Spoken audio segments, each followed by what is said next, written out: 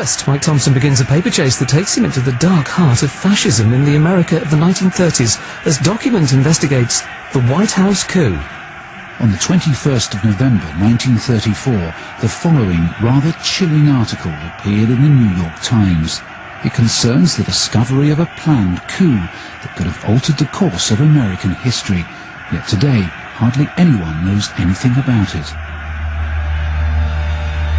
A plot of Wall Street interests to overthrow President Roosevelt and establish a fascist dictatorship backed by a private army of 500,000 ex-soldiers and others appeared before the House of Representatives Committee on Un-American Activities, which began hearings on the charges.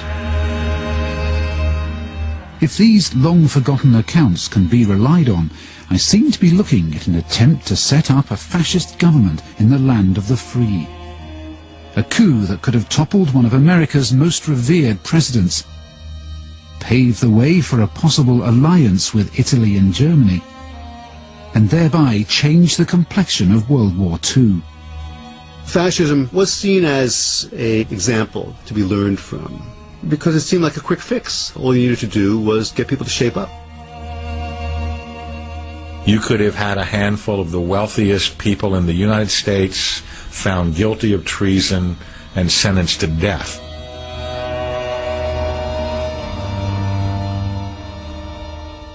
But just what was this plot? Who were the Wall Street interests? Or was this nothing more than a moment of paranoia from a national media not renowned for its self-restraint? Well, the answers to some of these questions may have to wait until I can get my hands on the bulk of the evidence, documents detailing evidence heard behind closed doors by a congressional committee. But I already have the official statement released by that committee when it reported back to Congress. Its members clearly had no doubt that a fascist coup was in the offing. In the last few weeks of the committee's official life, it received evidence showing that certain persons had made an attempt to establish a fascist organization in this country. There is no question that these attempts were discussed, were planned, and might have been placed in execution when and if the financial backers deemed it expedient. So, such a plot, backed by powerful people, was waiting in the wings. That much is very clear. But how did it come to this? Well, it all happened during one of the bleakest moments in US history. They used to tell me I was building a dream. The America of 1933 was in the teeth of the Great Depression, a time of extreme poverty, desperation, and the barren plains of the grapes of wrath. Brother, can you spare a dime? I see millions of families trying to live on income so meager that the pall of family disaster hangs over them day by day. Once I built a tower, now it's done. Brother, can you spare a dime? The Great Depression is not called the Great Depression in this country by accident. Michael Kazin is Professor of History at Georgetown University in Washington, D.C. It was the deepest and the longest economic downturn in American history. As many as 1/3 of the labor force was unemployed in the early 1930s especially. Really the core of the industrial economy was all but shut down. Say, buddy, can you spare a dime? All of this added to a sense that American society was coming apart, not just the economy. People no longer had much faith in the authorities at any level, economic or political. Yet the image of those days we've been left with is not social unrest, fascism and treasonous plots, but one of dignified suffering and resilient faith in the American dream. No one illustrated that better than President Franklin D. Roosevelt, whose New Deal reforms promised jobs, pride and fresh hope to ordinary Americans.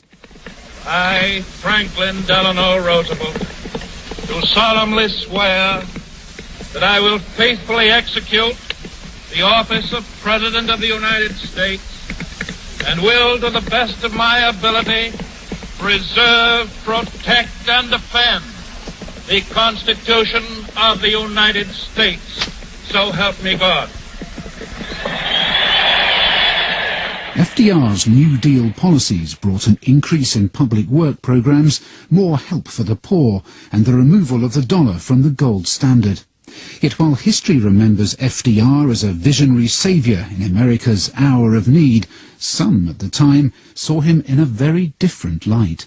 There were major elements in the business community that hated Roosevelt, and they hated Roosevelt out of all proportion to the scale of the measures that he had actually brought in. Professor Tony Badger is Master of Clare College, Cambridge, and author of several books on Roosevelt's New Deal. These were businessmen who essentially thought that Roosevelt was putting America on the wrong road in a big way in 1933, and that it was setting the federal government up as a sort of arbiter and enforcer and intervener in the American economy in a way that they were deeply afraid of. Such powerful enemies had been made within 100 days of FDR taking office in 1933.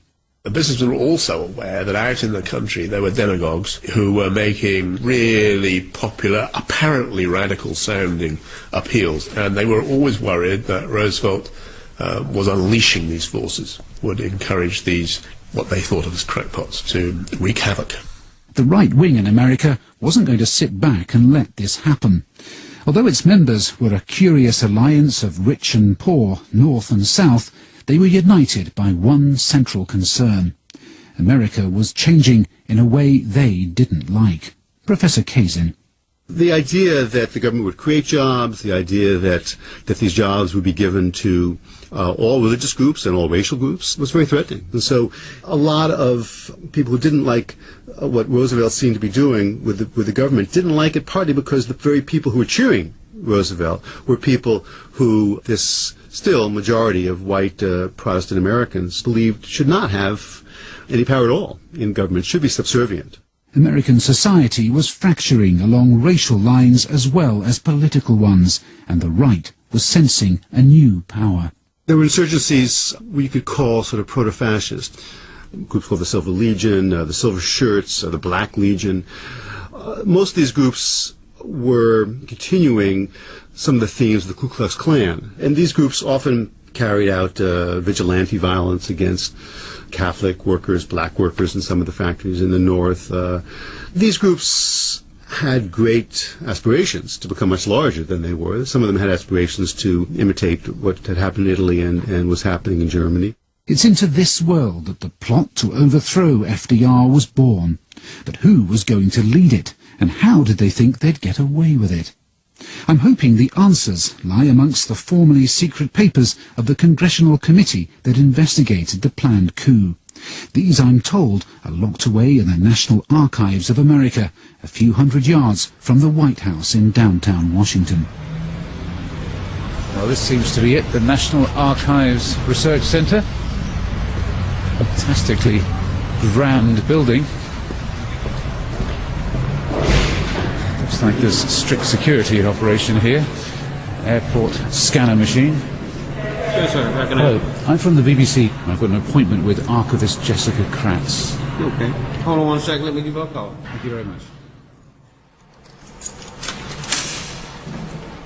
Jessica led me down increasingly claustrophobic corridors into the heart of the archive. This is staff area, legislative records. Here, watch your head. The documents I'm after are from a committee known as the McCormack-Dickstein Committee, after the two men who chaired it. So here are the papers, the official committee papers.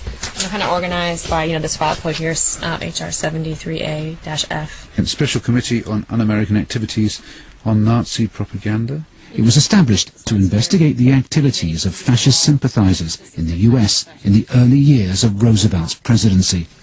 It's a very small amount. Only, 4.5 boxes for what they did in executive session. So it doesn't look that much, and there's even less than it looks. For what the committee investigated and how much testimony they heard, yes, it's a very small amount. Despite the paucity of documents, there are some that catch my eye. Starts with some interesting disputes between the General and the committee. The Chairman, General, you are a retired Commandant of the Marine Corps. The most important testimony in these records is from a senior commander of the US Marines, Major General Smedley Butler. Smedley Butler. I was in the Marine Corps 33 years and 4 months on the active list. Major General Butler came before the committee of his own free will. He had, he said, been contacted by a well-connected New York City broker called Gerald Maguire. Maguire met Butler a number of times and slowly revealed his audacious plan. He and his financial backers wanted Butler, a highly decorated war hero, hugely respected by rank-and-file soldiers, to rouse an army of World War I veterans, many of whom were angry that a bonus they'd been promised had yet to be paid. The idea was that the general would use these men to help seize the White House, just like Hitler and Mussolini had used their private armies to bully their way into power. At the time, Butler, a staunch defender of democracy, went along with the plan, but he was secretly appalled.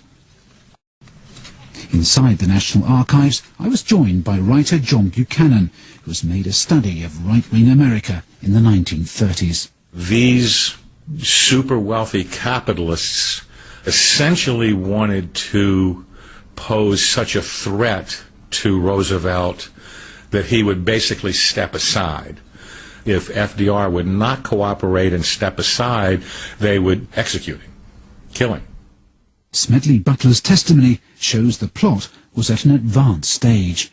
Maguire said to me, "I went abroad to study the part that the veterans play in the various setups of the governments that they have abroad, like France, and I found just exactly the organization we're going to have. It is an organization of 500,000 super soldiers here in America." "Well," I said, "I suppose you get these 500,000 men in America. What are you going to do with them?" He said, "Did it ever occur to you that the president is overworked? We might have an assistant president." He went on to say that the position would be a Secretary of General Affairs, a sort of super secretary. He said, "You know the American people will swallow that. We have got the newspapers. We will start a campaign that the president's health is failing. Everybody can tell that by looking at him, and the dumb American people will fall for it in a second." Now in his 90s, Jules Archer was a young man of 18 when General Smedley Butler gave his testimony. He remembers just how idolized the man still was by the tens of thousands of veterans who'd been under his command. He was a fantastic anti-war general.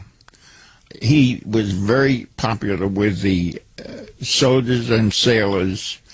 He fought for them, and he fought for their rights. That was one of the reasons he was selected for the plot, because they knew he could raise a paramilitary army of veterans who would follow him because they believed in him. It was here at the Association of the Bar in central New York City, just a stone's throw from Wall Street, that the case against the plotters came to a head. The chief witness, Major General Smedley Butler, walked up these steps, past the giant stone pillars that tower above me here, and through the rather elegant doors. Even today, all the officers on either side of me, behind the large wooden doors, are packed with people who are going through today's important legal cases. But back on Tuesday, the 20th of November, 1934, this was perhaps the most serious case the country could possibly have faced, and the room where it all took place is up several flights of stairs in what's known as the supper room. One of the most important witnesses who came here was Paul Cumley French, a journalist Smedley Butler took into his confidence after the conspirators had tried to recruit him. French had also met chief plotter Gerald Maguire at his Wall Street offices, and he recounted their conversation to the committee. "We need a fascist government in this country," he insisted, "to save the nation from the communists who want to tear it down and wreck all that we have built in America. The only men who have the patriotism to do it are the soldiers, and Smedley Butler is the ideal leader. He could organize 1 million men overnight." During the course of the conversation, he continually discussed the need of a man on a white horse, as he called it, a dictator who would come galloping in on his white horse. He said that was the only way to save the capitalistic system. But it was Smedley Butler, war hero and soldier's friend, who exposed the plot. He continued his meetings with Maguire until he gathered enough information on the plotters to bring the evidence before the McCormack-Dickstein Committee. But given that there were no recordings of these meetings, or letters written by Maguire outlining his plans, how can we be sure that the general didn't exaggerate or even make up the whole story?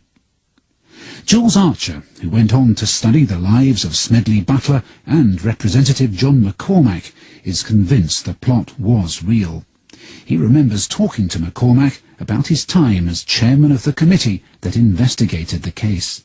McCormack was a veteran politician. He was an advisor to Roosevelt and other presidents. He had a heavy Irish accent. He told me General Smedley Butler was one of the outstanding Americans in our history. I cannot emphasize too strongly the very important part he played in exposing the fascist plot in the early 1930s, backed by and planned by persons possessing tremendous wealth. And there was no doubt about it that McCormack was absolutely convinced that Butler was telling the truth. On the Nazi attack on the Nazi movement in the United States. We present Representative Ladies and gentlemen. In this early radio archive, you can just make out the other co-chairman, Representative Samuel Dickstein, warning Americans to be aware of the threat from fascist forces from within. We have succeeded in unearthing evidence to define the Nazi government here as the most dangerous threat to our democracy that has ever existed. And the central character of the plot, the plain-speaking Major General Smedley Butler, was caught on early newsreel from the time, explaining his part in exposing the plot. I talked with an investigator for this committee. He told me they had unearthed evidence linking my name with several such veteran organizations. As it then seemed to me to be getting serious, I felt it was my duty to tell all I knew of such activities to this committee. My main interest in all this is to preserve our democratic institution. So Smedley Butler remained adamant that he was the target of a fascist plot, and there was never any doubt either in the mind of committee chairman John McCormack that the forces of fascism were gathering to storm the White House. But who was going to fund the coup? Even with the backing of 500,000 veterans, a plot of this sort against the most powerful government on earth needs money as well as muscle, and an awful lot of it too. Well, according to Smedley Butler, this was where the big business moguls and Wall Street brokers behind the coup came in. They, he was told by Maguire, would soon step out of the shadows in the form of a newly created lobby group. Soon after he made this promise to Butler, the American Liberty League was born. Maguire said, well, you're going to see in the next few weeks in the press, this organization is going to be created that's going to front for the whole thing, and we're going to stand up for the Constitution, and we're going to stand up for our troops, and so on. And lo and behold, about 2 weeks later, splashed all over the major newspapers of the time, especially in New York and Washington, the creation of the American Liberty League. To get a flavour of the ideology that motivated the Liberty League, here's one of their leading supporters, Demarest Lloyd, writing in his magazine, Affairs. Popular government is a perilous extravagance in time of emergency. The present situation is more destructive than war, and much more difficult for a popular government to handle. It is quite apparent that unless confusion is to become chaos, Congress, like a long line of unfit rulers in the past, should abdicate. It's a matter of record that the membership of the American Liberty League included some of the most famous names in business. Its benefactors read like a who's who of household products that are still familiar today. General Foods, the makers of Maxwell House coffee, Birdseye and Colgate, Heinz Foods, US Steel and car manufacturer General Motors were all supporters of the League. These are industrial, individual titans of industry, and they talk to each other and they wound each other up into ever-increasing frenzy and denunciation of the man in the White House. They become quite a fevered, conspiracy-oriented group of individuals. They are the people who go on to form the American Liberty League. The treasurer of this organisation was the broker Grayson Murphy. Little research has revealed that he was none other than the boss of the man at the centre of the plot allegations, Gerald Maguire. Later in the McCormack-Dickstein report, a shipping company called Hamburg America Line was accused of providing free passage to Germany to American journalists willing to write favourable copy on Hitler's rise to power. The company is also alleged to have brought Nazi spies and pro-fascist sympathisers into America. John Buchanan has studied this later section of the report and has discovered that one of the company's managers came from a very famous family. The thing that surprised me most was to discover in the documents that this company, Hamburg America Lines, had in fact been managed on the U.S. side at the executive level by Prescott Bush as part of a web of Nazi business interests that were all seized in late 1942 under the Trading with the Enemy Act by the U.S. Congress, and Prescott Bush is the grandfather of the sitting President of the United States. Of course, at the time, it was perfectly legal to have dealings with Hitler's Germany. Prescott Bush was not called to account for this until America entered the war. Neither was it a crime to be a member of a lobby group like the Liberty League, and have found no firm evidence that the Liberty League itself was behind the plot to overthrow their country's democratically elected president. But academics like Professor Tony Badger believes that it was, at the very least, a magnet for those with such intentions. It would always surprise me if there had been a lot of very fine-tuned planning. But the sense that forces that might be unleashed by the New Deal pose such a threat that desperate measures might be needed does ring true. But yet again, the evidence is hard to find. You'd have thought that if there was any linking leading American industrialists of the day to a plot against the president, I'd be able to find it at the National Archives in Washington. Yet when John Buchanan and I leafed through the rather thin files there, we found no direct reference to any of these people. Though I'm now starting to wonder whether any such evidence has been removed or deliberately withheld from the records in the first place. General Butler seemed to have harboured similar suspicions. After the investigating committee published its findings, he accused its members of deliberately editing out of his testimony the names of top business people who he'd linked to the plot. On the 17th of February 1935, just after the committee had published its findings, he had this to say on Radio WCAU. Like most committees, it has slaughtered the little and allowed the big to escape. The big shots weren't even called to testify. They were all mentioned in the testimony. Why was all mention of these names suppressed from the testimony? The co-chairman, Samuel Dickstein, admits that the papers were censored, but insisted that this was for a very good reason. The testimony given by General Butler was kept confidential until such time as the names of the persons who were mentioned could be checked upon and verified. This accounts for the fact that when the results of the hearings were made public, references were omitted. That argument would have seemed fair enough if names had later been checked and verified. Yet most of the senior figures implicated in General Smedley Butler's evidence were never asked to appear before the committee to answer the questions raised. Even though, had the allegations against them been found to be true, people like Irene DuPont and banker J.P. Morgan could have faced the death sentence for treason. The investigations mysteriously turn to vapor when it comes time to call them to testify. FDR's main interest was getting the New Deal passed. And so he struck a deal in which it was agreed that the plotters would walk free if Wall Street would back off of their opposition to the New Deal and let FDR do what he wanted. John Buchanan. With their cover blown, it seems likely that the plotters and their wealthy backers had little option but to accept such a deal and return to the business they knew best, making money. But what chance would such a coup have had anyway?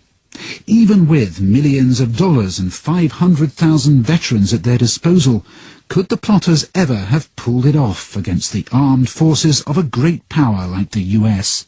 Well, according to Professor Tony Badger, back then it might not have been quite as difficult as it now seems. The American army was anything but powerful in 1933.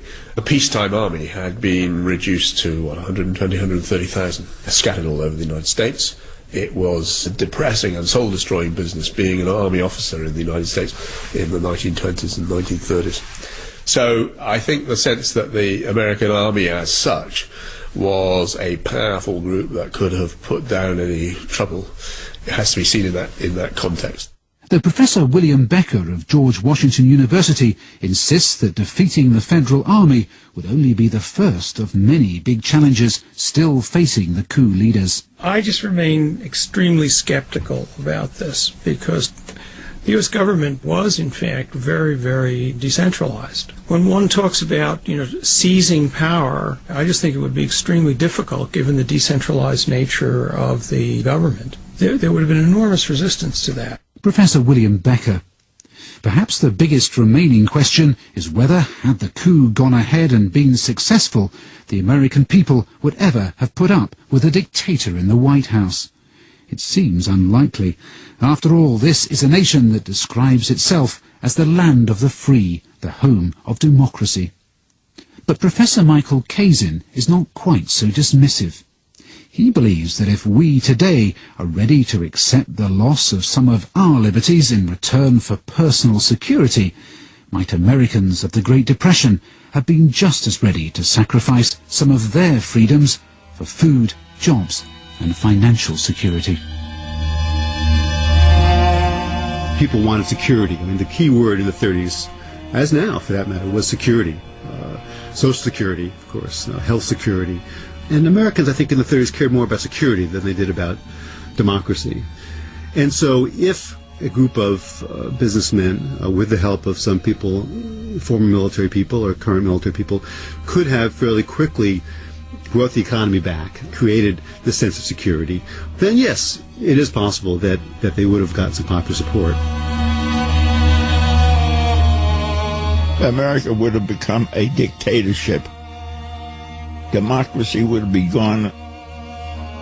America would have joined Hitler and Mussolini as a fascist triumvirate.